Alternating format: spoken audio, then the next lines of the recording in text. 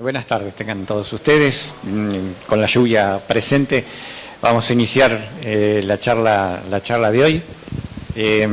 Hoy, ustedes ya lo conocen, es el licenciado en urbanismo Juan Ignacio Duarte, que ha estado varias veces en Mar del Plata y varias veces en el Colegio de Arquitectos tocando la temática, entre otras, la que vamos a desarrollar, o la que va a desarrollar hoy también, que tiene que ver con la Ley 14.449 de acceso al hábitat.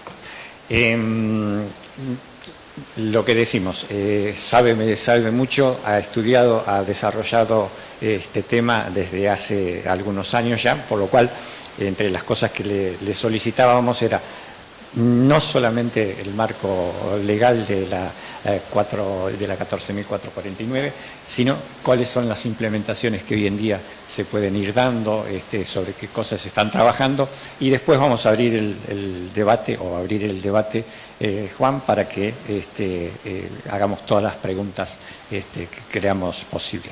Por supuesto que agradecer que rápidamente, cuando le hicimos la convocatoria, propuso venir. Lo único que había que hacer era fijar la fecha, por eso agradecerle su voluntad, agradecer a la gente de capacitación que permanentemente está buscando estas charlas que son de inquietudes de los matriculados, y por supuesto a todos ustedes por estar aún con este día aquí con todos nosotros. Así que, Juan, muchísimas gracias. Vamos. Bueno, muchas gracias, buenas tardes a todos y todas, gracias por venir a pesar de este día.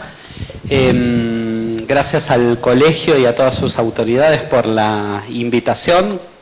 La idea entonces es contar un poco los contenidos de la Ley de Acceso Justo al Hábitat. No sé cuántos la conocen, voy a tratar de pasar rápido en los contenidos y detenerme un poco más en los instrumentos que la ley propone, que es como, digamos, la carne, son las herramientas que permiten transformar el territorio con políticas específicas. Así que ahí voy a contar algunos casos de municipios que han empezado a implementar algunos de estos instrumentos, y en otros casos voy a contar alguna experiencia de cómo se hace en otras ciudades o en otros países, digamos, que es un poco de donde se tomó la idea de algunos de los instrumentos que la ley plantea. Así que si hay alguna duda o consulta sobre lo que voy planteando, pueden preguntar o decirme y retomamos. Bueno, entonces el temario, muy brevemente, el contexto de surgimiento de la ley, cuáles son los objetivos y principios que la ley plantea,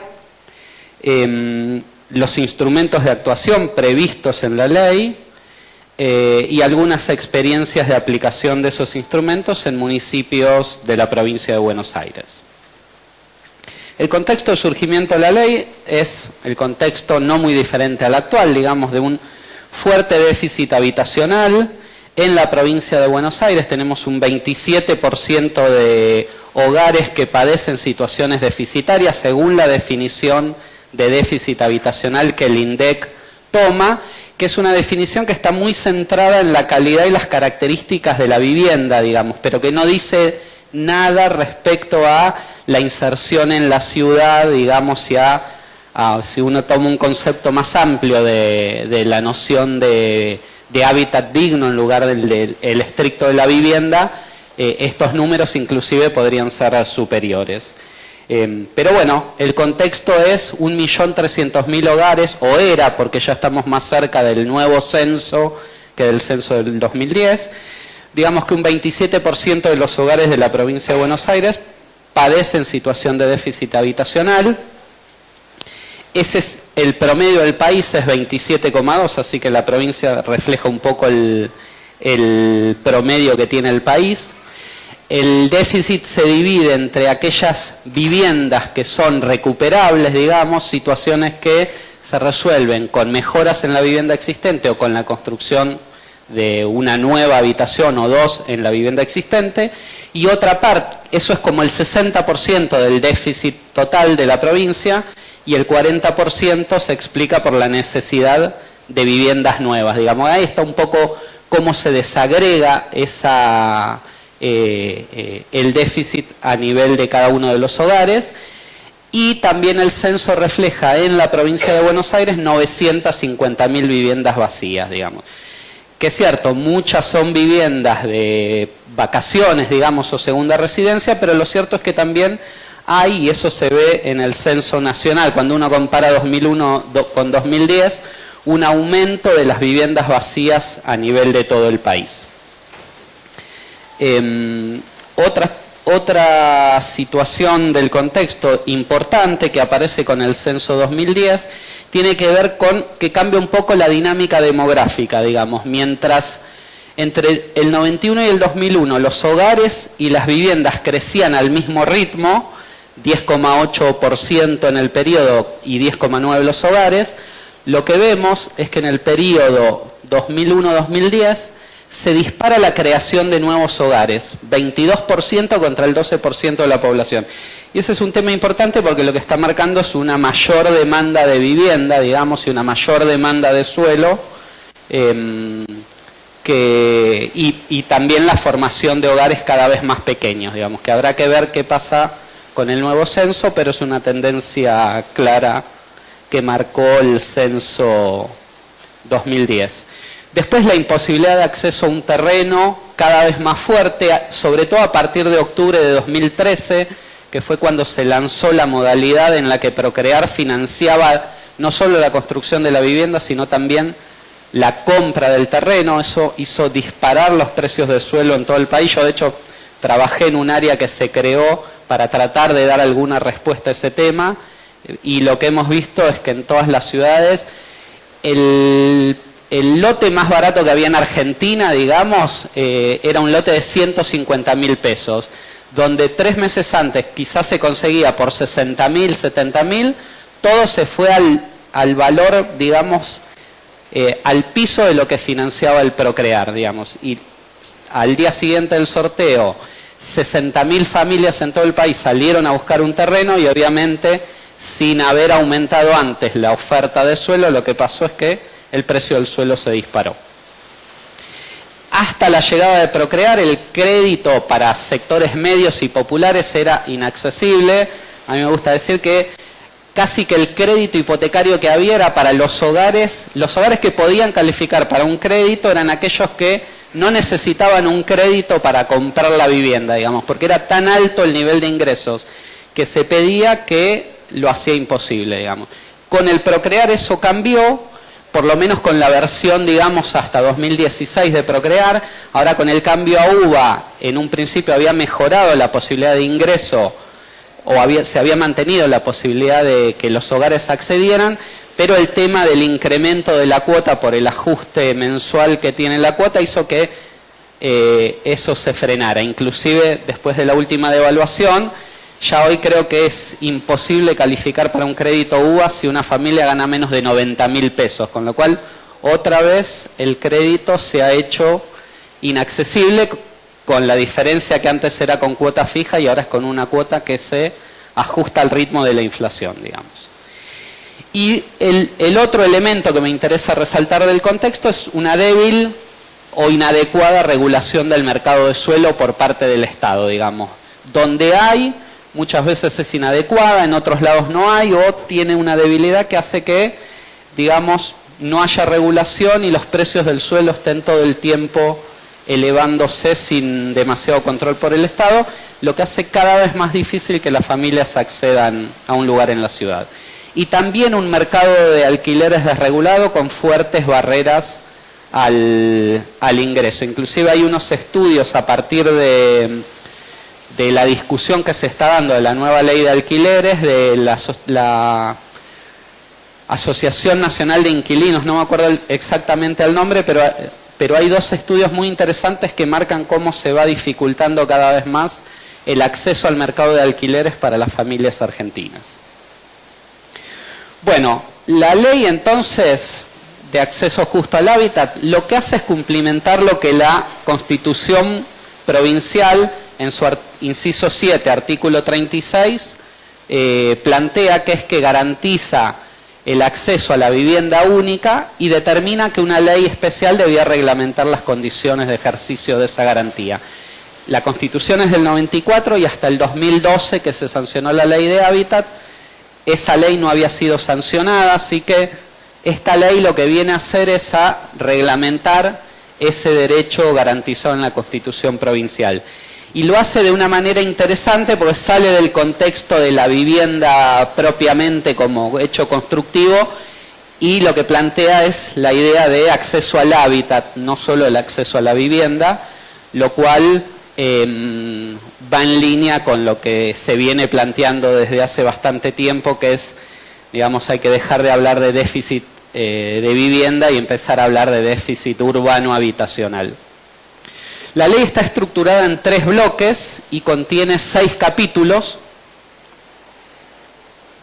Uno primero donde están los principios y que lo que plantea un poco es el nuevo marco jurídico para el acceso al hábitat en la provincia de Buenos Aires.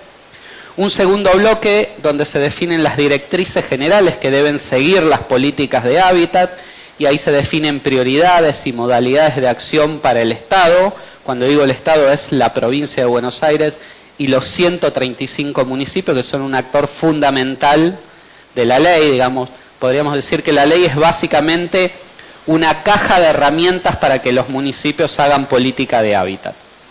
El bloque 3 entonces es el bloque de los instrumentos, que ahí nos vamos a detener un poquito más, donde se definen herramientas para fortalecer la gestión pública. Por eso a mí me gusta definirla como una caja de herramientas para intervenir en el territorio y hacer política de hábitat. Entre las disposiciones generales hay un artículo que fija cuál es el objeto de la ley, que es la promoción del acceso del derecho a la vivienda y a un hábitat digno. Define lineamientos generales para las políticas de hábitat y señala cómo son las responsabilidades entre provincia y municipios para llevarlas adelante. Redefine la noción de déficit para pasar del déficit de vivienda o del déficit a secas a la noción de déficit urbano habitacional, superando esa mirada viviendista que predomina en las políticas públicas. Define el contenido del derecho a la vivienda y el hábitat digno en función de la conceptualización anterior. Y crea un registro, o manda a crear un registro de demanda habitacional que debe ser construido por cada uno de los 135 municipios de la provincia de Buenos Aires, que además es lógico que sean los municipios porque son los que están más cerca, digamos, de los hogares que padecen el problema habitacional, y porque pueden colectar mejor esos datos. Y en todo caso esos datos lo que tienen que ser es informados a la autoridad de aplicación para que pueda priorizar las acciones.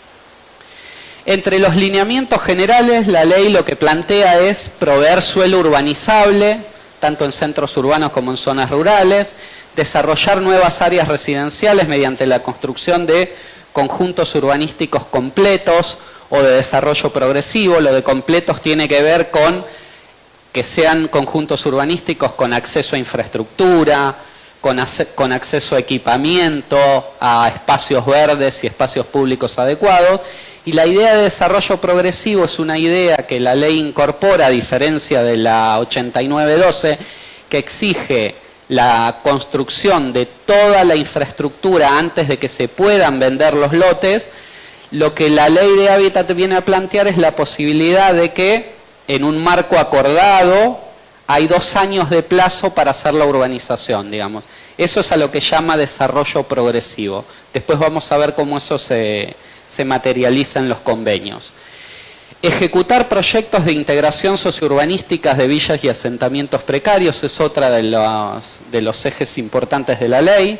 Impulsar políticas de construcción, autoconstrucción, reparación y remodelación y ampliación de viviendas, es decir, atacar todas las variables del déficit habitacional. Promover la recuperación, rehabilitación de edificios y sectores urbanos residenciales en proceso de degradación, preservando siempre el valor histórico, patrimonial y social que esos conjuntos puedan tener. También ejecutar infraestructura básica, equipamiento comunitario y espacios recreativos en las zonas que carecen de ella. Asegurar, en coordinación con la Escribanía General de Gobierno de la provincia, la regularización dominial y la gestión escrituraria de los inmuebles, con la idea de permitir el acceso al título de propiedad y su constitución como bien de familia, o bien la seguridad de la tenencia, aunque no sea el título de propiedad, digamos, la forma de hacerlo. Y atender a la adecuación normativa y a la rehabilitación de inmuebles fiscales aptos para uso social y colectivo. Sobre todo esto se refería a los inmuebles muchos que tiene la provincia de Buenos Aires sin uso o muy subutilizados, y sobre todo esto se dio además en el contexto del programa Procrear, entonces por eso inclusive está ahí mencionado como la posibilidad de que provincia destinara bienes para destinar al programa Procrear. El capítulo 2 es el que señala los principios rectores sobre los que se apoya la ley y que constituyen el apoyo conceptual y jurídico, digamos, a las políticas de hábitat. Son 4 principios muy potentes, uno que lo que plantea es el derecho a la ciudad y a la vivienda, y eso, digamos, se desagrega en un lugar adecuado para vivir en condiciones que favorezcan la integración a la vida urbana, es decir, una vivienda perfectamente construida con los materiales adecuados y el tamaño adecuado a la familia no garantiza un lugar adecuado para vivir si no está inserta en el medio urbano, digamos. El acceso a equipamientos sociales, infraestructura y servicios, el hecho de que la familia pueda desenvolver de manera apropiada las actividades sociales y económicas, y usufructuar de un hábitat culturalmente rico y diversificado, digamos, con la idea entonces de apuntar a mixtura de uso, de densidades y de sectores sociales, y no ya la segregación por usos más tradicional. El segundo de los principios que plantea es la idea de la función social de la propiedad, que se cumple cuando respeta las exigencias y determinaciones de las leyes, planes, proyectos y regulaciones o reglamentaciones que regulan la producción del hábitat. La gestión democrática de la ciudad.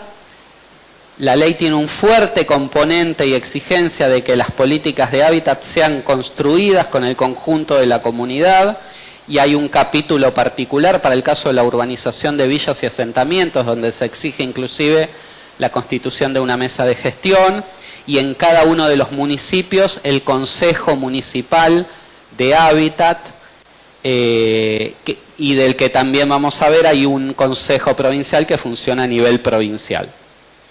Y el último de los principios tiene que ver con el reparto equitativo de las cargas y beneficios del proceso de urbanización. Es decir, que así como hay cargas que son soportadas por algunos y beneficios que también son soportados por algunos, este principio lo que está diciendo es que, entonces, si se benefician algunos y no todos en el proceso de desarrollo urbano, los que se benefician tienen que contribuir, digamos, con el conjunto de la comunidad a través de diversos instrumentos que después vamos a ver. La idea de derecho a la ciudad, digamos, como superador de la idea de derecho a la vivienda, tiene que ver con evitar estas situaciones, digamos. Acá puede haber una vivienda perfectamente construida en términos de materiales, del tamaño, pero sin dudas esto no es ciudad o no es el tipo de ciudad que permite, digamos, una vida digna. Y ahí tenemos situaciones de todos lados. Eso es Corrientes, digamos, esto es con los planes federales. Fíjense a dónde se fue el Estado a construir la vivienda cuando la ciudad está acá, construyó, llevó toda la infraestructura hasta ese lote, obviamente valorizando, es más, el propietario de esta parcela es el mismo que la de todo ese intermedio, digamos.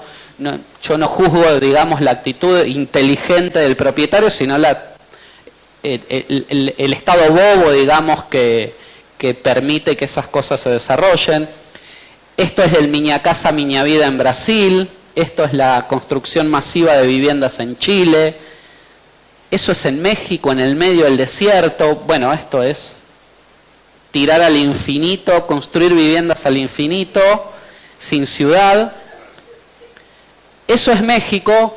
México al año 2013 hizo un censo y determinó que había 3,5 millones de viviendas sociales vacías y abandonadas, que habían sido asignadas a familias, pero que están tan lejos de la ciudad que para las familias era imposible vivir en ese lugar y 3,5 millones de viviendas están en esa situación, digamos.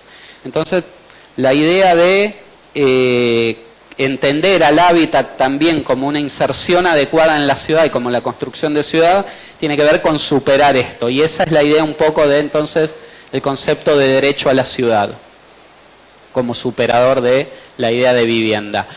Esta es una nota que salió en la BBC de abril de este año. Fíjense el título un poco tenebroso, Paraíso Siniestro se llama, fotografías aéreas de las viviendas de bajo costo en México. Pero bueno, la verdad es que es eso, ¿no? Es la repetición al infinito de la misma tipología de vivienda, sin ciudad, acá no hay comercio, no hay espacio más que para ir a dormir a la noche, digamos. Bueno, eso es un poco lo que también intenta superar la ley con algunos conceptos y algunas exigencias en términos de la localización, una adecuada localización en la ciudad de las viviendas que se construyan. Las directrices generales de las políticas de vivienda o de hábitat, digamos, que plantea la ley, una tiene que ver con la localización adecuada, la idea de seguir criterios de densificación, completamiento y consolidación y completamiento de áreas urbanas, evitar la expansión de la ciudad, salvo cuando no hay situaciones, digamos, que permitan construir al interior de la ciudad existente. También se persigue con eso aprovechar racionalmente las infraestructuras que ya fueron construidas por el Estado, la integración socioespacial del barrio y que no sea un gueto segregado del resto de la ciudad, la mixtura de usos y densidades, digamos.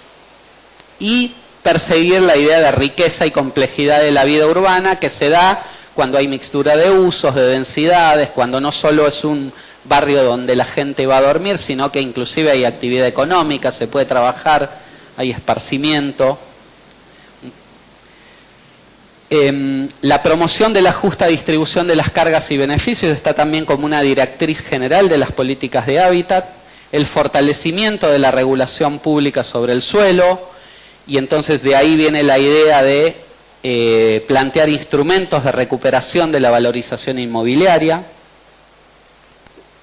la articulación entre vivienda, urbanismo y gestión de suelo para evitar esas imágenes que veíamos, y la participación de la población y las organizaciones tanto en las etapas de diseño y formulación como de ejecución y evaluación de las políticas de hábitat en cada uno de los municipios y en el conjunto de la provincia de Buenos Aires.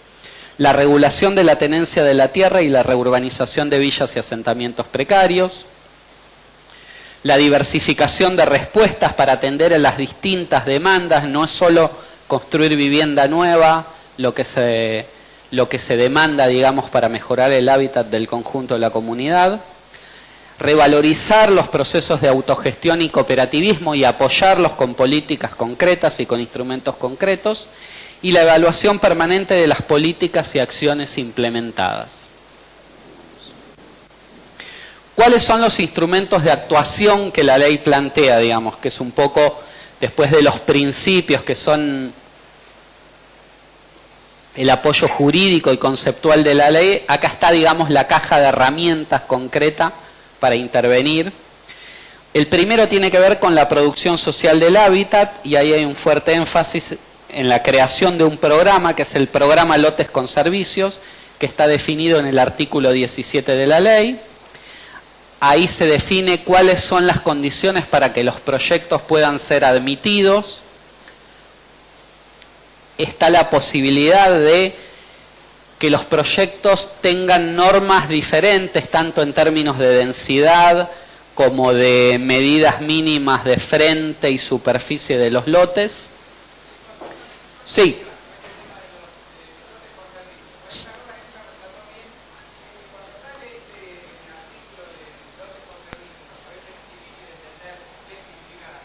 Sí.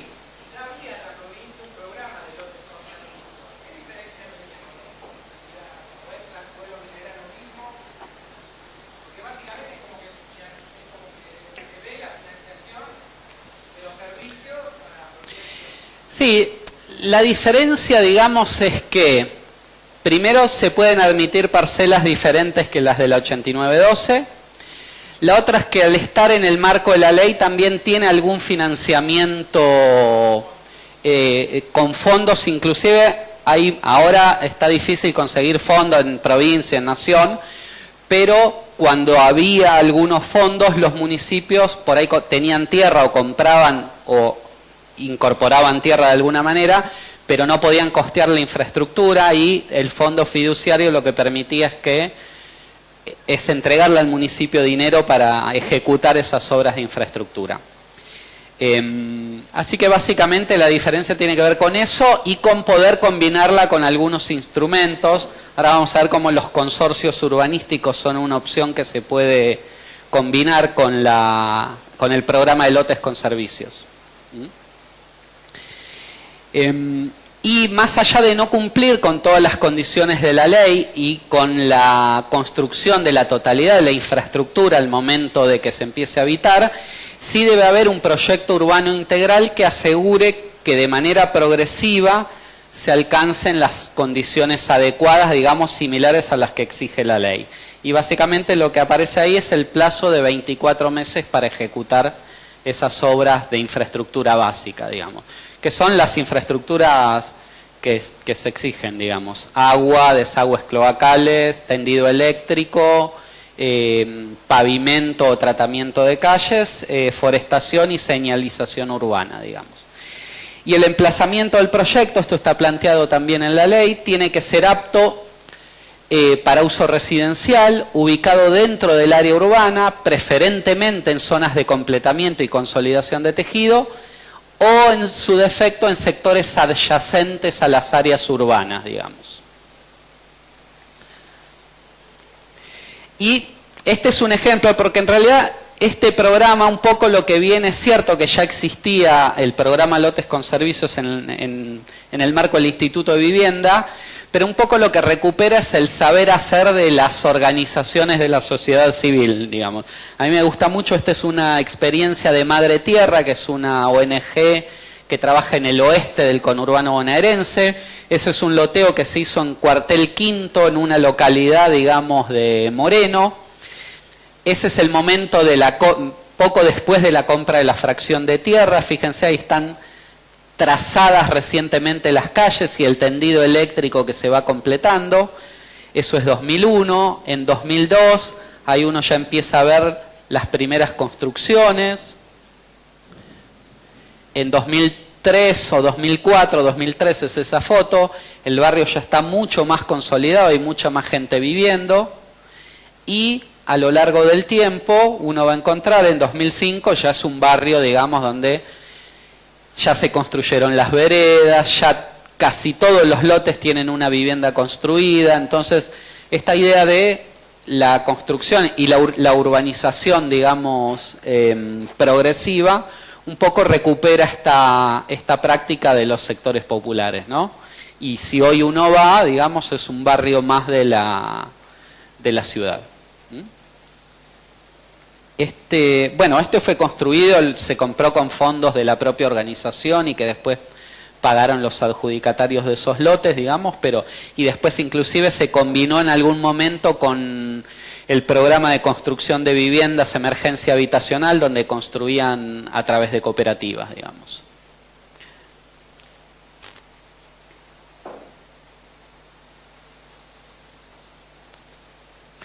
La integración sociourbana de villas y asentamientos es otro capítulo importante de la ley. Y ahí básicamente lo que la ley plantea es que se entiende por integración sociourbana de villas y asentamientos precarios las acciones que de forma progresiva, integral y participativa incluyen la construcción, mejora y ampliación de viviendas, pero también el equipamiento, la infraestructura, el acceso a servicios, la eliminación de barreras urbanas, la mejora en la accesibilidad y el redimensionamiento parcelario si hiciera falta para llegar a la regularización dominial. Y la ley también tiene un artículo que plantea que se pueden admitir, cuando para hacer la regularización dominial haga falta, parcelas con estándares diferentes a la 8912. El tamaño mínimo de lotes llega inclusive para casos, digamos, donde no se puede regularizar de otra forma, a ser de lote mínimo de 7 metros de frente y 150 metros de superficie, con la condición de que la cesión de tierras para equipamiento comunitario y espacio verde en ese caso sea un 30% superior a la que exige la 8912, digamos. Si se cumple con eso, se pueden hacer en esos casos esos lotes pequeños, digamos.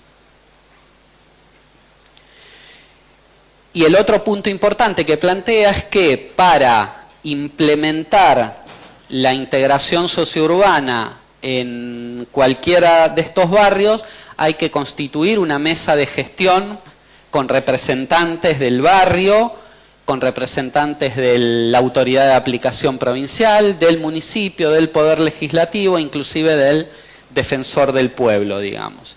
Es decir, y el proyecto tiene que ser, antes de ser aprobado, digamos, discutido, debatido y surgir de esta mesa de gestión que se crea a fin de lo que plantea la ley. La ley también ordena crear el registro público de villas y asentamientos precarios en la provincia de Buenos Aires, que fue creado, que hasta el año 2014 o 2015 había registrado unos 1.585 barrios en todo el país, en toda la provincia. Ese es el mapa, es muy chiquito, ahí no lo van a ver, de villas y asentamientos precarios que están en el registro público en General Pueyrredón. Son un total de 80 barrios, abarca 7.066 familias y ocupa unas 322 hectáreas, digamos, según este registro. Y el mapa de al lado es el mapa, ahí la letra negra no se ve, de barrios populares en General Pueyrredón. Saben que recientemente se aprobó la ley de... Yo le digo la ley de barrios populares, pero tiene un nombre largo, es una ley nacional que básicamente lo que plantea es la expropiación de las tierras ocupadas por los 4.418 barrios populares registrados en todo el país a efectos de avanzar en su urbanización, digamos. Discutible porque no es necesario expropiar todas las tierras, hay muchos otros instrumentos que se pueden usar para resolverlo, pero bueno, la ley se aprobó y se aprobó por unanimidad. Para el caso de Mar del Plata, el Registro Nacional de Barrios Populares detectó 57 barrios donde viven 7.815 familias y ocupa 829 hectáreas, digamos. Esas son las dos informaciones que tiene la provincia de Buenos Aires y el Estado Nacional respecto de la situación de los barrios informales en General Pueyrredón. Sí. ¿Cuál es la diferencia entre los 80 barrios precarios y los 57 barrios? Que la metodología de identificación es diferente y entonces por eso da resultados diferentes, digamos. Pero está el contenido dentro de... No exactamente, porque por ejemplo, este barrio que es una mancha muy grande, acá no está, digamos. Entonces la definición de barrio popular es diferente de la de villa y asentamiento y ahí entonces aparece la diferencia.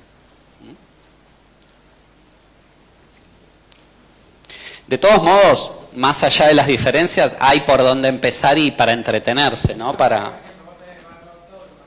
¿Cómo? El barrio autónomo, que no es una villa y un asentamiento, y tiene una situación irregular cotidiana. Y capaz que ahí fue relevado. Están los dos. Están los...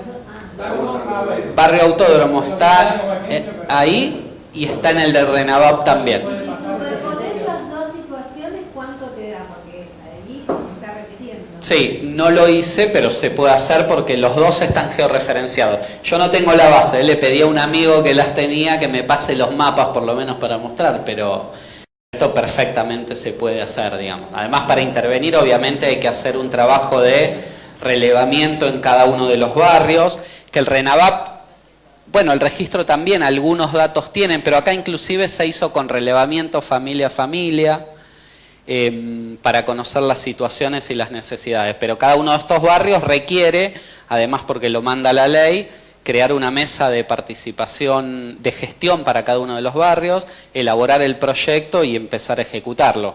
Y obviamente para eso hacen falta recursos, ¿no?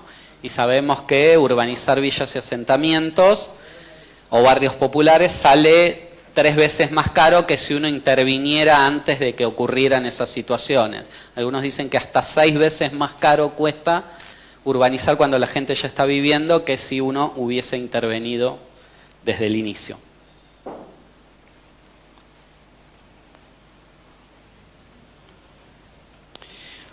Otra de las herramientas tiene que ver con el fomento del crédito para la mejora del hábitat, y ahí la ley hace 2 cosas. La primera es crear un sistema de financiamiento, que es un fondo fiduciario público que se llama Sistema de Financiamiento y Asistencia Técnica para la Mejora del Hábitat.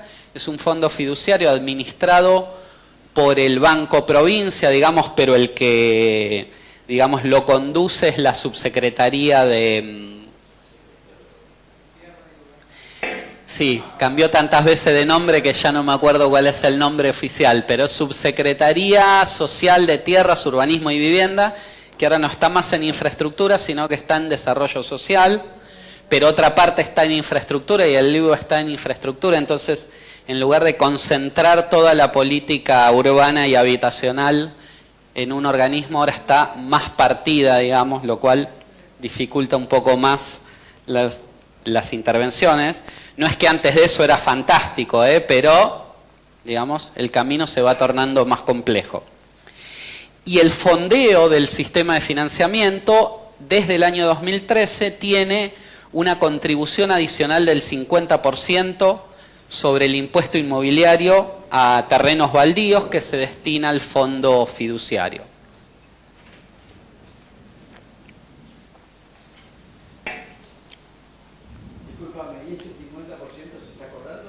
Sí, inclusive la ley de hábitat se sancionó sanción definitiva tuvo en noviembre del 2012 y la ley fue promulgada en octubre de 2013 y publicada y promulgada en octubre de 2013 y reglamentada, bastante discutible en muchas de sus partes, en diciembre de 2013. Pero durante ese año de 2012 a 2013 la provincia empezó a cobrar, ARBA cobraba, yo ahí tenía alguna boleta que no traje, pero el impuesto, digamos, el adicional se estuvo cobrando y se fue generando ahí un fondo que no sé cómo fue utilizado y ahora se sigue cobrando. Si alguien es dueño de un baldío, fíjese en la boleta del impuesto inmobiliario que le va a venir el...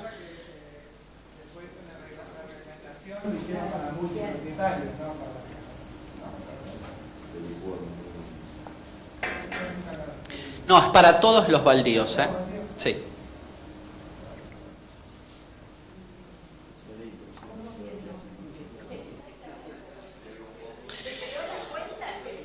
La cuenta especial está creada. ¿Quién sabe cuánto dinero hay, cómo se usa? La Subsecretaría Social de Tierras.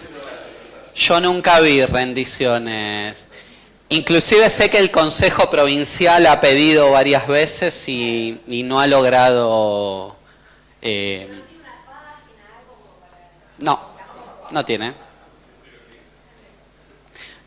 No, imagínate que no le contestan al Consejo Provincial creado por la misma ley, así que...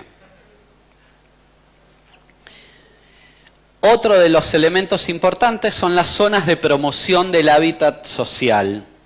¿Qué es esto? ¿Qué son las zonas de promoción del hábitat social?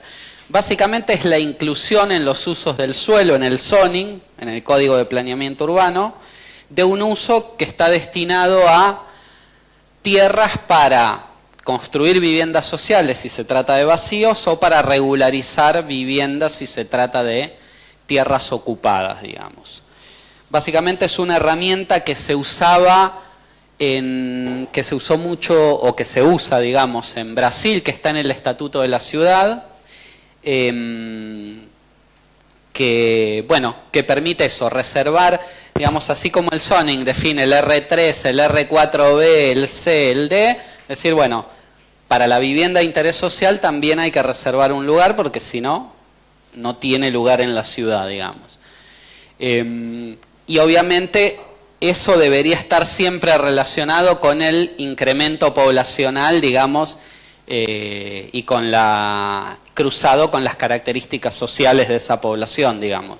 Si uno tiene que en una ciudad de la provincia de Buenos Aires o en un municipio el 30 o el 40% de las familias son familias que o requieren de una respuesta del Estado o para acceder a un lugar en la ciudad, lo que debería haber es un porcentaje del suelo que se va generando, digamos, o que se va definiendo en el código destinado a ese fin para que no sea excluyente. Bueno, básicamente son dos artículos que definen qué significan las zonas especiales y reservas de tierra. Dice que los municipios establecerán, no es que pueden establecer, la ley es clara, dice establecerán zonas especiales y reservas de tierra cuando modifiquen sus códigos de planeamiento urbano para asegurar las condiciones legales para la puesta en marcha de procesos de regularización o construcción de vivienda o urbanizaciones sociales planificadas. Y el artículo 45 lo que plantea es que los municipios podrán determinar parámetros urbanísticos específicos para facilitar el cumplimiento de lo planteado en el artículo anterior. Y también se plantea que la identificación de terrenos debe estar en línea con el déficit urbano habitacional existente y las proyecciones de crecimiento poblacional que tiene cada municipio, digamos, para que tenga avisos de realidad. Y los tipos más usuales o los dos tipos, digamos, de zonas especiales de interés social son las de tierras que ya están ocupadas bajo la modalidad de asentamientos o villas, donde lo que se hace es determinar un polígono para aplicar normas especiales y poder hacer la regularización dominial, con la misión, bueno, de reconocer a las áreas ya ocupadas y garantizar el derecho a la ciudad. O la otra son lo que en Brasil se llaman las 6 de vacíos, que es básicamente reservar tierra libre para destinar al uso de vivienda social. Esto no significa ni una expropiación ni nada por el estilo, simplemente es una calificación de la tierra vacante que tiene que estar destinada a vivienda social.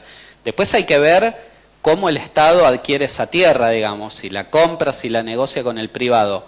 Pero a lo que apunta este artículo es a garantizar que el uso de vivienda social esté representado y tenga lugar en la ciudad.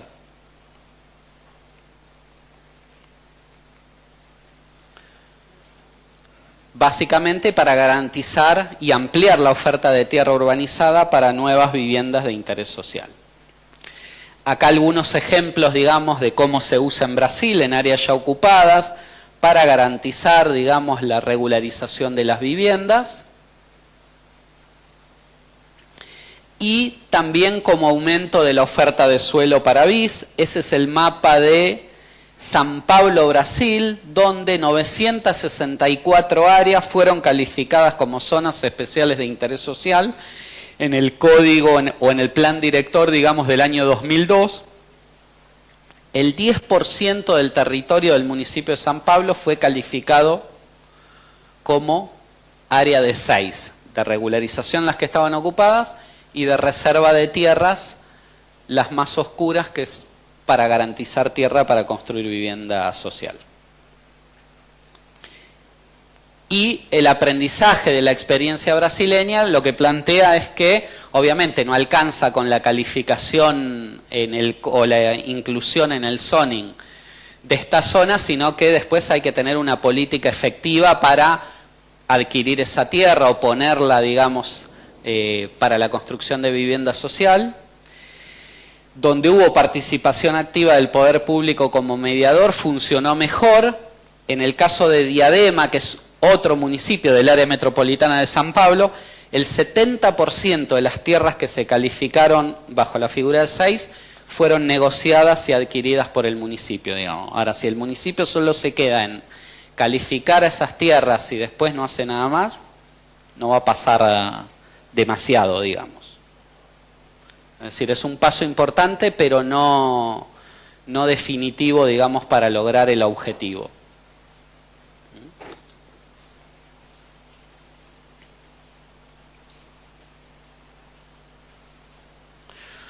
Otro de los instrumentos que incorpora la ley es lo que se llama la participación municipal en la valorización inmobiliaria.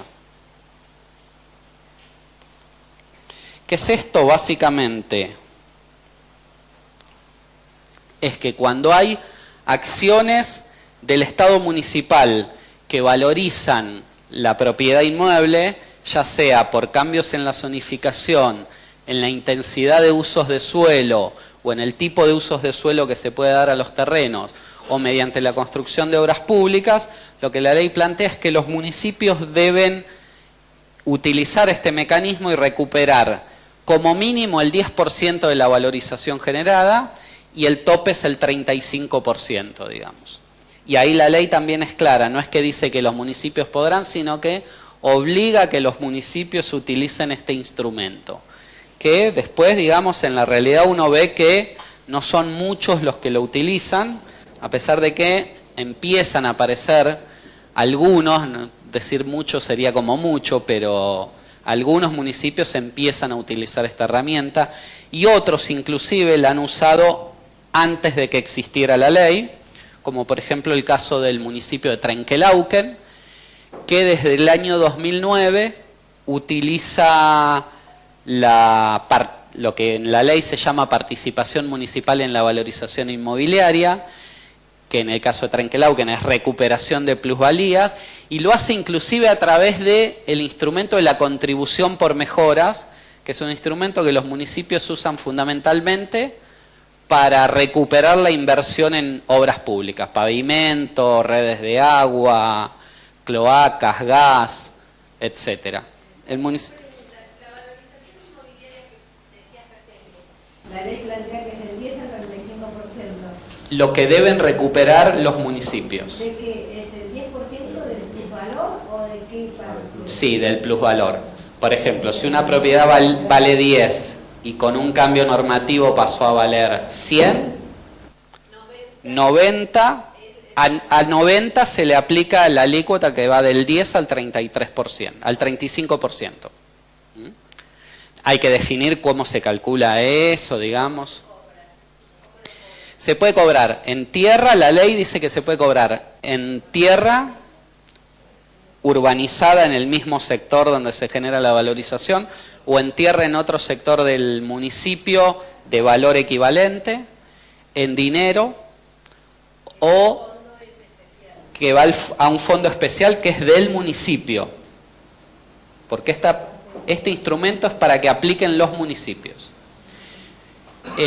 Y lo que también dice la ley es que los municipios deberán crear una cuenta especial a donde van estos fondos, digamos. ¿Y la otra cuenta era de provincia? La otra cuenta es de provincia, que sale del impuesto inmobiliario que la provincia cobra, más los aportes que pueda hacer el tesoro de la provincia, digamos. Pero esto, básicamente, por eso yo insistía con lo de caja de herramientas municipal, son instrumentos para que apliquen los municipios, y que algunos están aplicando, como el caso de Trenquelauquen, que lo hacía inclusive antes de la ley de hábitat, a través de la contribución por mejoras. Aún en un contexto de ausencia de instrumentos de recuperación de plusvalías en los planes y normativas de ordenamiento territorial, y con el marco regulatorio provincial de contribución por mejoras que solo habilita recuperar el costo de la obra, Trenquelauquen le buscó la vuelta, ahora vamos a ver cómo, para ir un poquito más allá. Digamos, básicamente lo que hizo fue incorporarle a la ordenanza fiscal, que es la que todos los años votan los municipios, donde definen qué tasas, derechos, contribuciones van a cobrar. Esos 6 artículos definen cuáles son los hechos imponibles que habilitan al municipio a cobrar, ahora vemos cuáles son, y después en la ordenanza impositiva, que es la que fija las alícuotas, definió ahí cuáles son las alícuotas aplicables. Trenquelauquen lo usó mucho para la habilitación de loteos nuevos en zonas que antes no se podían lotear, sobre todo porque tenía un perímetro urbano ya saturado a esa altura y estaba pensando en una expansión urbana, que ahora vamos a ver cómo es. Pero lo otro que hizo Trenquelauquen para evitar toda la discusión que se da entre cómo se calcula el precio antes y después del cambio normativo, digamos, que se puede hacer perfectamente, pero que siempre es discutible, lo que Trenkelauken dijo es que este hecho imponible se cobra en lotes urbanizados, digamos, solamente. Es decir, una persona que antes tenía una tierra que no podía lotear y ahora sí puede lotear y obtiene 100 terrenos, tiene que entregar el 12% de los terrenos, 12 terrenos, al municipio como parte de pago por el cambio normativo, digamos. Eso es solo por el cambio normativo. El propietario sigue estando a cargo de todo lo que exige el 8912, sesiones de calle, de espacio público, de equipamiento comunitario, sigue a cargo de todas las obras de infraestructura, digamos. Es decir, es un concepto independiente de todo eso, es un pago, digamos, una contrapartida por la valorización que se produce al cambiar la zonificación. Define varios hechos imponibles cuando se cambia el índice de edificabilidad, el tipo de uso del suelo que se le puede dar a un terreno, cuando se habilitan loteos en zonas donde antes no se podía lotear. Para urbanizaciones cerradas, el código no lo permite en Trenkelauken, pero los concejales prefirieron incorporar esa figura en la normativa. Después están todos los casos donde se construyen obras de infraestructura, que también se puede aplicar la contribución por mejoras. Y este listado es taxativo, es decir, que cualquier otra actuación que se quiera, por la que se pretenda cobrar, tiene que primero ser incorporada al Código Fiscal Municipal, digamos. Por eso está esto de las urbanizaciones cerradas. Los pasos para aplicar el instrumento son: el primero fue la sanción de la ordenanza que rige la contribución por mejoras. El segundo es que exista algún hecho imponible de los que permite al municipio cobrar la contribución.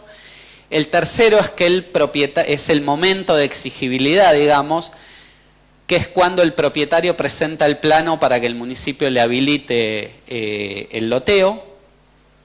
El municipio analiza el proyecto que cumpla con toda la normativa, con el Código Urbanístico Local, con la Ley 8912.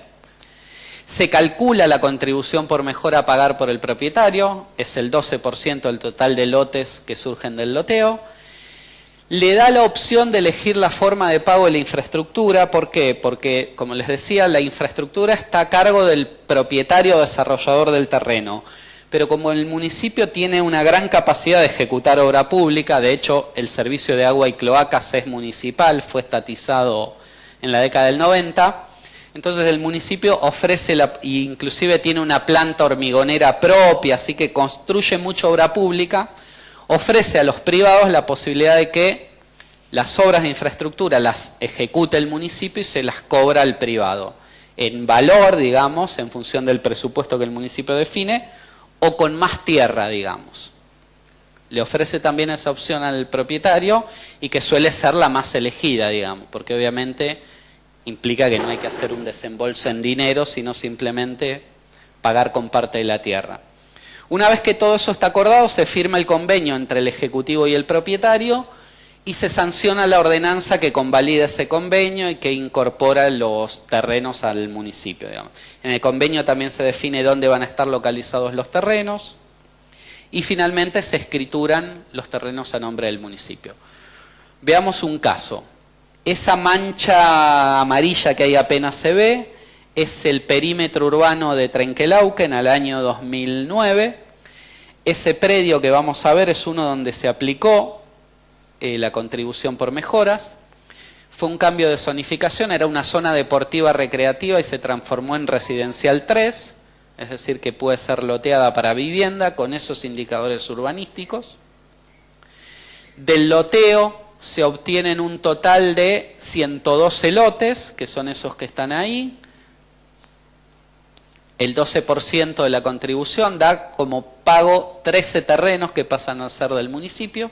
Y en este caso el propietario eligió pagar la infraestructura con tierra y tuvo que entregar por eso 23 terrenos más. Entonces esas dos manzanas que ven ahí pintadas de negro, digamos, son los lotes que pasaron a ser de propiedad municipal. Y el destino de las tierras adquiridas es la construcción de viviendas por parte del municipio. Trenquelauquen tiene hace muchos años un círculo privado de ahorro para vivienda, digamos como si fuera un plan de ahorro para comprar un auto, en este caso es para vivienda. Y también para las viviendas que construye a través del Instituto de Vivienda o los programas nacionales. Sí. Para regular el valor de las tierras del privado. También son lotes con servicios, en definitiva, que los que están en propiedad del municipio se pueden vender cuando hay familias que necesitan un terreno donde vivir, y en función del precio que el municipio le pone a esa tierra, obviamente regula el mercado, digamos. Obviamente, cuanto mayor capacidad de incorporación de tierra, mayor poder de fuego tiene el municipio, digamos. ¿No? En el año 2010, como les decía, la planta urbana del municipio estaba bastante ya ocupada, así que el municipio empieza a pensar en un plan de ampliación urbana.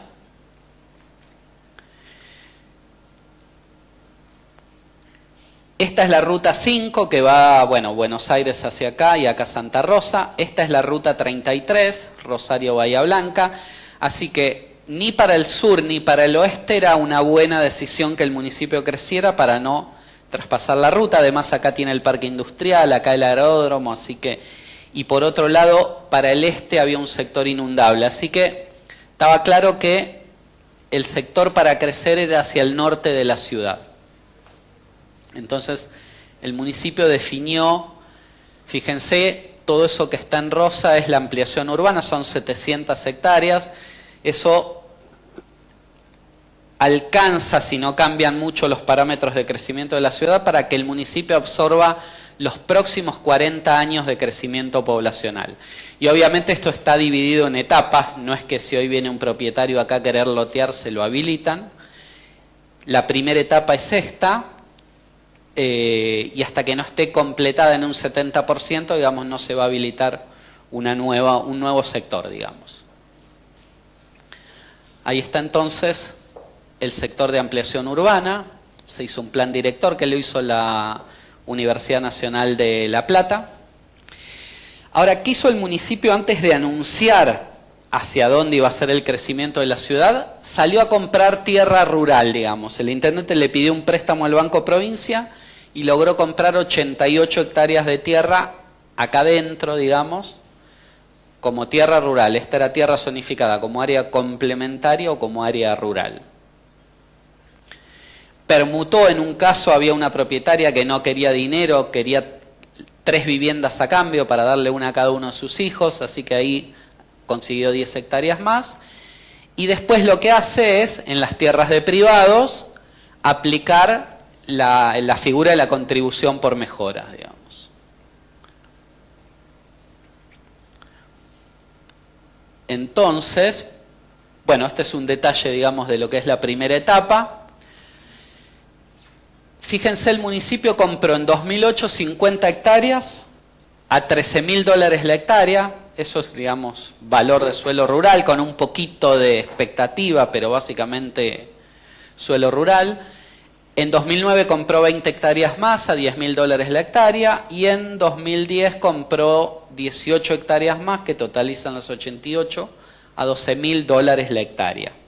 Además permutó 10 hectáreas, con este caso que les mencionaba, y ejecuta, digamos, aplica la contribución por mejoras y el cobro de infraestructura, si el propietario prefiere hacerlo así, con todos los lotes de privados, digamos. Veamos el caso. Esta es una parcela, cada una de estas chacras tiene 50 hectáreas, cada uno de esos cuadrados. El señor Julio A. era dueño de 50 más 25 acá, son 75 hectáreas. Era área complementaria, se transforma en residencial 3, los mismos indicadores que veíamos antes, y se obtienen de la subdivisión 1.063 terrenos. Se aplica el 12% de contribución por mejoras. En este caso el propietario elige pagar las obras de infraestructura con tierra, así que entrega 285 lotes más. Fíjense, son 413 lotes que se queda el municipio de los 1.063. Y básicamente, esto es para reforzar lo que había planteado, ¿no? Que el pago de la contribución por mejora es un concepto diferente, independiente de las cesiones de tierra para espacios públicos que exige la ley. Entonces, lo que tenemos ahí en ese sector de la ampliación urbana son tierras de dominio municipal. Ahí están las cesiones para equipamiento comunitario y para espacio verde. Los lotes que ya están subdivididos y que están en rojo son los que pertenecen al municipio por aplicación de la contribución por mejoras o porque está en la zona donde había comprado las tierras rurales. Y después hay una cantidad importante de lotes que ya están subdivididos y son de los privados que se incorporan al mercado, con lo cual hay un aumento de la oferta de lotes en el mercado y hay un fuerte poder de fuego en línea con lo que vos planteabas. Fíjate que el municipio, entre lo que capturó de esta operación más todo lo que tiene acá, tiene como 1.500 lotes en la ampliación urbana. Entonces, cuando los propietarios, si hay alguno que quiere subir mucho el precio de los terrenos que vende, te saca a la venta 50 terrenos y enseguida te regula el mercado, digamos. Yo este caso lo estudié para un proyecto del Instituto Lincoln de Políticas Innovadoras en América Latina, y me acuerdo que, bueno, fuimos a Trenquelauquen a conocer la experiencia y todo, y yo después hice un llamado a la inmobiliaria que vendía los lotes de este señor del loteo, y vendía a 13.000, estamos hablando año 2013, $13.000 cada lote. Entonces, fíjense, esto también para ver un poco si gana o no gana el propietario, digamos, con este tipo de operaciones. Pues siempre nos dicen, si vos haces eso, se queda sin negocio el propietario o el desarrollador. Vieron que la hectárea rural acá valía $13.000, la más cara que pagó el municipio. Digamos, si de una hectárea bruta sacás las cesiones para calles, para equipamiento comunitario y espacio verde, más o menos es el 40%. O sea que neto te quedan de cada hectárea bruta 6.000 metros cuadrados. De 6.000 metros cuadrados vos sacás 20 lotes de 300 metros cuadrados. La hectárea bruta vale $13.000. Si sacás 20 lotes y tenés que pagar 2 lotes por contribución por mejoras y ponele que entregues 4 por la tierra, digamos, que es entre 3 y 4, 20 menos 6 te quedaste con 14. Entraste con $13.000 en una hectárea y hoy tenés $13.000 multiplicado por 14, digamos. Y después de pagar la contribución por mejora, las obras de infraestructura, las cesiones para calle, para espacio verde, equipamiento comunitario, ¿no? Entonces imagínense todo lo que gana el propietario de cualquier tierra cuando el municipio gratuitamente dice se cambia la zonificación y ahora se permite urbanizar, ahora se permite un barrio cerrado en esa tierra, ¿no? Imagínense las sobreganancias que tienen los que se sacan la lotería del planeamiento, como dice alguno. Porque si además esto fuera igual para todos, uno diría, bueno, si les toca a todos los habitantes de la ciudad, está bien, es igualitario, pero no, le toca solo a algunos. Entonces ahí también tiene que ver esto de la idea de la distribución equitativa de cargas y beneficios, y que el que recibe un beneficio tan importante como esto tenga que contribuir, digamos, a las arcas públicas y al conjunto de la comunidad. Bueno, esta experiencia, entre muchas otras, digamos, de otros lugares del mundo, nutrió esta idea de incorporar la participación municipal en la valorización inmobiliaria en la ley de hábitat, digamos. Eso era el área de ampliación urbana en 2013, cuando fuimos a ver, ahí todavía hay maíz sembrado, hay otros que ya no había nada, que ya estaba ahí la ciudad, así que ya ni sembraban porque en 2 años la ciudad llegaba. Ahí están las primeras obras de las grandes infraestructuras, fíjense, colectores cloacales y desagües pluviales importantes. Todo ejecutado con obra pública municipal. Este es un parque lineal muy importante, 100 metros de lado, que además lleva el nombre, se llama Jorge Intendente Barrachia, que fue un intendente muy reconocido en Trenquelauquen, que puso en marcha esta política y que falleció en 2012 ejerciendo el cargo de intendente. Y esa es hoy una foto aérea esto es la primera parte de la etapa 1 que recién veíamos. Fíjense que ya está la urbanización avanzada, inclusive hay viviendas para policías de círculo cerrado de ahorro, viviendas para docentes, que ya, esta foto es vieja, digamos, hoy ya deben estar esas casas terminadas. Inclusive nos vendió, digo, porque yo estaba en Procrear en esa época, algunos lotes para que Procrear tuviera para ofrecer a las familias que habían ganado un crédito y no tenían tierra donde construir. Y estos son parte de las tierras de Julio A, que las está ahí vendiendo, digamos, en el mercado.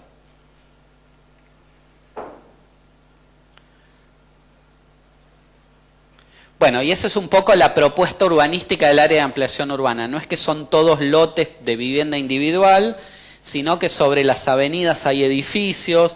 De hecho, el municipio hizo un canje con el Poder Judicial, que tiene 2 edificios, porque es cabecera del Departamento Judicial, Trenquelauquen.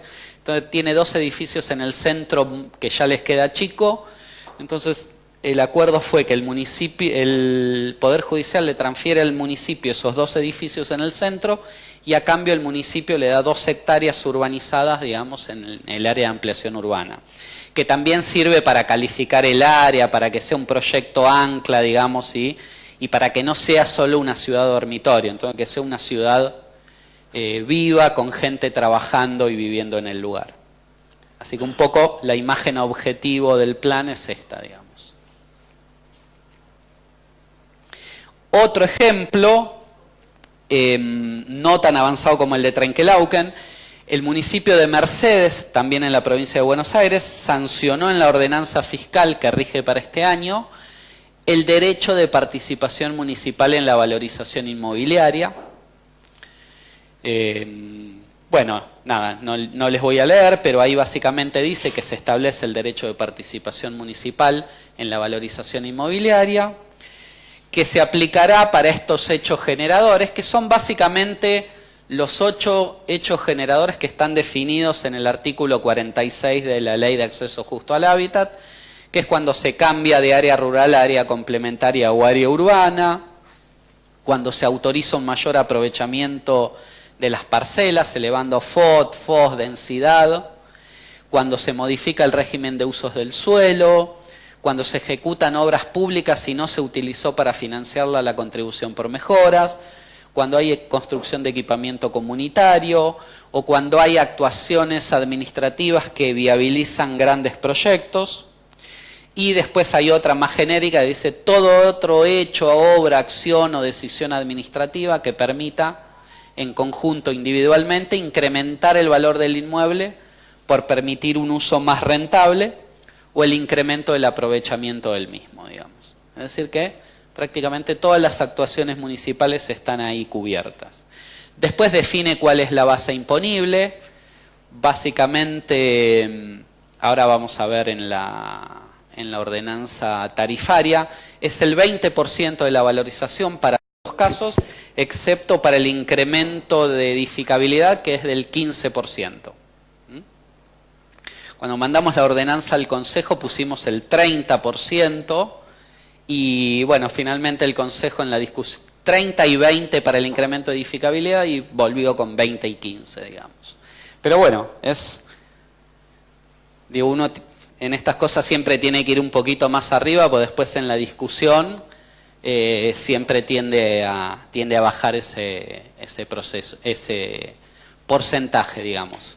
Pero, digamos, si vimos lo que hace Trenquelauquen con el 12%, bueno, el 20 no es un número que esté mal, digamos.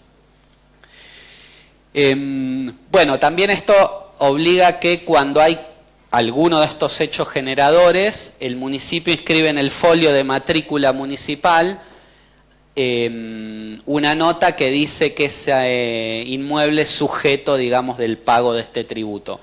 Porque el momento de pagar, de exigir el pago del tributo no es cuando se cambia la zonificación, sino cuando el propietario hace uso de ese mayor valor, digamos. Qué sé yo, si doña Josefa, que tiene su chalecito en el barrio y se cambió la zonificación a 5 pisos, puede seguir viviendo ahí en el chalecito, no va a tener que pagar nada, digamos. Si presenta un plano para construir un edificio, ahí es el momento de cobrarle. Y si no presenta el plano, pero vende la propiedad, ahí es el momento de cobrarle, digamos, la valorización. Pero es importante esto, a diferencia de la contribución por mejoras para hacer obras públicas, que es obligatoria para todos, una vez que se define de utilidad pública, acá solo se exige el pago, digamos, cuando hay un uso de ese mayor valor que la norma generó.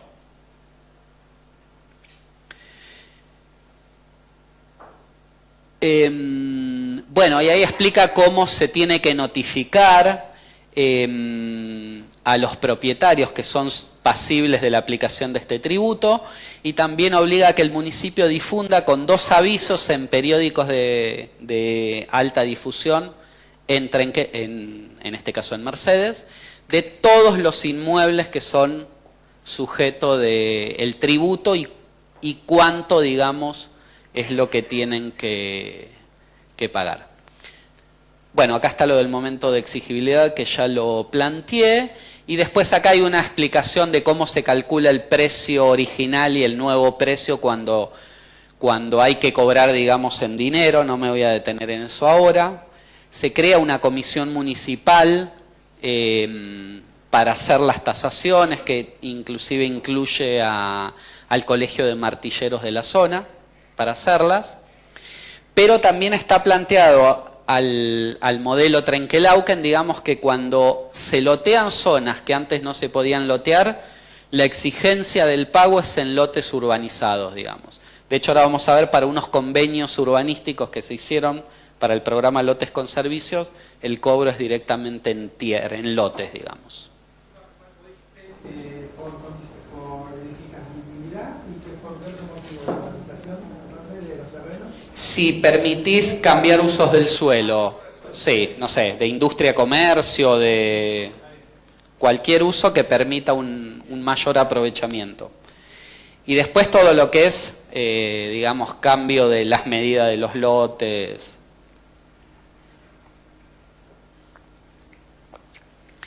Y también se plantea que el municipio difunda, digamos, el derecho de participación municipal en la valorización inmobiliaria a través de distintos mecanismos. Y en la ordenanza impositiva del 2018 se definieron las alícuotas y es lo que les planteaba. Para todos los hechos imponibles es del 20% y para el mayor aprovechamiento de las parcelas por FOT, por densidad o FOS, es del 15%, digamos. El municipio está empezando a discutir un nuevo código de planeamiento urbano y entonces era importante que esto saliera antes de que se haga el cambio, digamos, de código, que no es que está próximo, será en un año, pero era importante tener esto vigente, digamos, porque obviamente estas ordenanzas no pueden ser retroactivas. Aplica una valorización en obras. Te iba a preguntar eso, en ejecución de obras públicas. Cuando el Estado hace una obra pública y tu propiedad adquiere mayor valor, sí. Eso lo aplicaron. Sí, también es del 20%. Solamente que exceptuaron a los que hacen la contribución por mejoras. Si se hace por contribución por mejoras, no se cobra participación municipal en la valorización inmobiliaria, digamos. Pero bueno, ahí también está muchas veces. Si vos construís una infraestructura que escasea en el municipio, no sé, red de agua, que no es el caso de Mercedes, pero ponele, donde la red de agua no es muy extendida, cualquier barrio al que le lleves el agua se va a valorizar mucho, digamos. Entonces, en esos casos, lo mejor es aplicar esto, digamos, que es la valorización. Ahora, muchas veces, donde vos tenés una red bastante extendida, que le hagas al barrio que le falta el agua no te va a cambiar mucho el precio, digamos. Entonces, por ahí te conviene más usar la contribución por mejoras. Ahí depende, digamos, de cada caso. Y, bueno, estos son convenios urbanísticos por adhesión al programa Lotes con Servicios. También en Mercedes. Los dos son en zona urbana, en zonas que tienen todavía bastantes fracciones sin urbanizar, pero que están calificadas como urbana, con lotes de 1.000 y de 2.000 metros cuadrados, pero que a partir del convenio admitimos, en este caso, lotes de 270 metros cuadrados y en este caso lotes de 300 metros cuadrados, como mínimo. Para el primero de los casos, la superficie mínima que se permitía era de 2.000 metros cuadrados, pasamos a admitir lotes de 270 metros cuadrados, se obtuvieron de este lote 89 lotes y el municipio se queda con 18, digamos, por el pago de la contribución por mejoras. Y en este caso la infraestructura la va a construir el dueño, que de hecho es un fideicomiso, digamos. Pero el municipio ahí está obteniendo, digamos, 18 terrenos. Bueno, eso es el convenio. Acá lo que dice, lo que está en azul es cuántos y cuáles son los lotes que se va a quedar el municipio, digamos. Este es el plano que se acompañó con el convenio y la ordenanza, y son los 18 lotes. Y este es otro caso, que era una zona extraurbana, también con lotes de 2.000 metros cuadrados, lo pasamos a lotes de 300 metros cuadrados, se obtienen 348 lotes, entonces el 21% da... De hecho, estos dos convenios son anteriores a la ordenanza fiscal y tarifaria, pero igual quedó, en los dos casos, 21% de los lotes, al final la ordenanza quedó en 20, así que está bastante en línea. Pero en este caso la infraestructura la va a construir el municipio también, entonces, y la va a cobrar con tierra, así que en total el municipio va a obtener el 50% de los lotes, 174 lotes. Es una obra de infraestructura de 21 millones de pesos a precios de agosto, digamos, así que será un poquito más, pero digamos que esto dividido los 174 lotes que se va a quedar el municipio, dan un precio de 120.000 pesos por lote, el municipio los va a vender. Bueno, si llevamos eso a dólares, hoy son 3.200 dólares. Cuando empezamos esto eran como 7.000 dólares, después de la devaluación, digamos, estamos ahí en la mitad. El municipio, a partir de estos convenios y una tierra que acaba de prescribir 350 lotes, por la ley 24320 de prescripción adquisitiva administrativa, tiene 800 lotes en proceso de urbanización, acaba de abrir, digamos, un registro de interesados, ya en 2 semanas van 2.000 inscriptos, así que había una demanda importante. Todos los lotes van a ser, digamos, vendidos, con planes de pago, ahí hay distintas modalidades, pero todos van a ser vendidos y con eso se conforma el... Bueno, no es que se conforma con esto, ya está conformado en la ordenanza de creación del Banco de Tierras, el Fondo Municipal de Tierra y Vivienda, pero todo el producido de esto, digamos, va a ir a alimentar el fondo para comprar más tierra, que de hecho ya lo está haciendo el municipio. Así que esto es la implementación de los convenios urbanísticos en el marco del programa Lotes con Servicios. Y después está la figura del consorcio urbanístico, bueno, que es lo que acabo de mostrar, ¿no? El consorcio urbanístico es la idea de asociar al privado con el municipio, donde uno pone la tierra, el otro pone las obras de infraestructura y se reparten, digamos, las unidades inmobiliarias, los lotes urbanizados en función de lo que cada uno puso.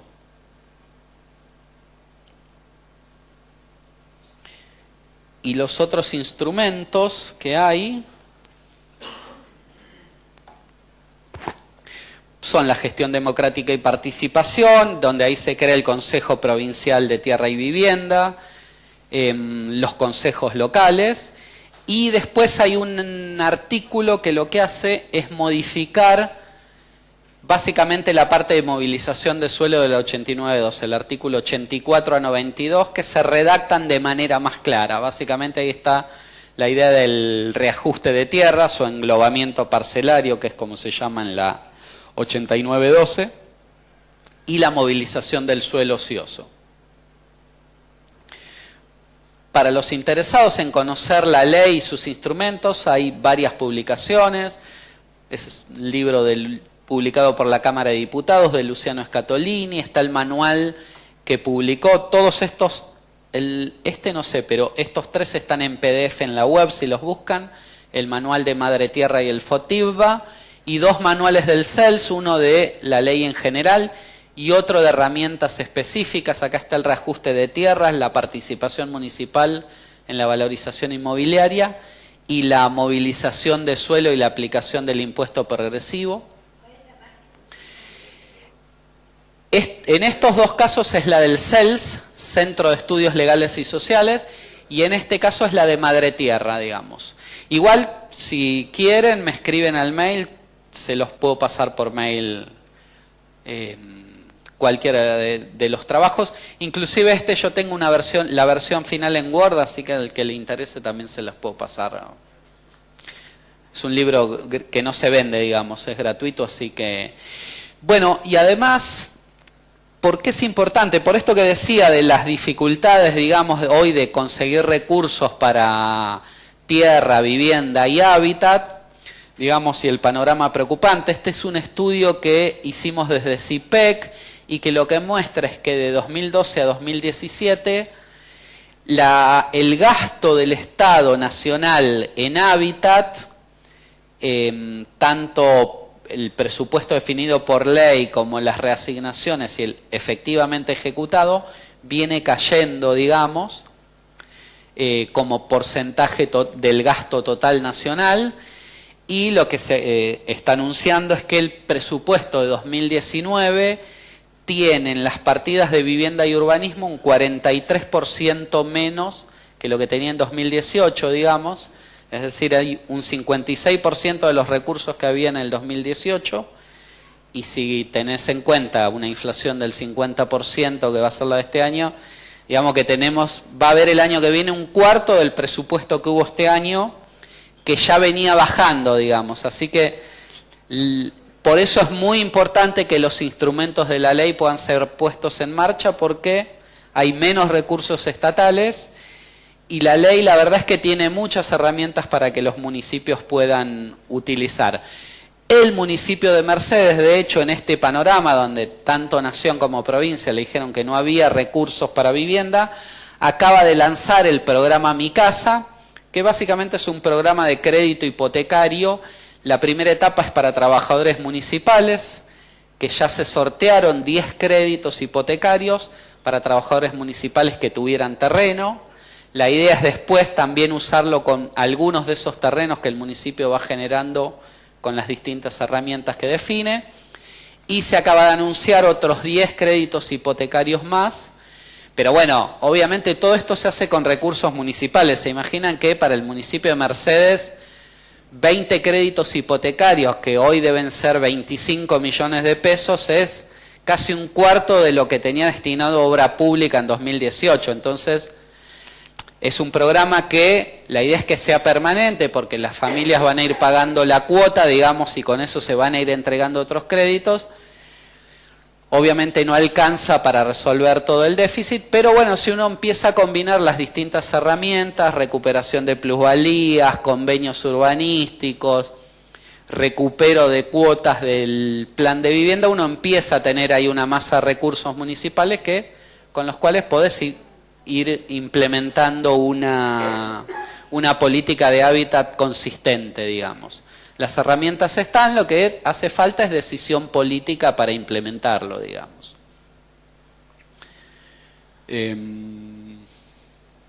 Bueno, hasta ahí llegamos. Gracias por la atención.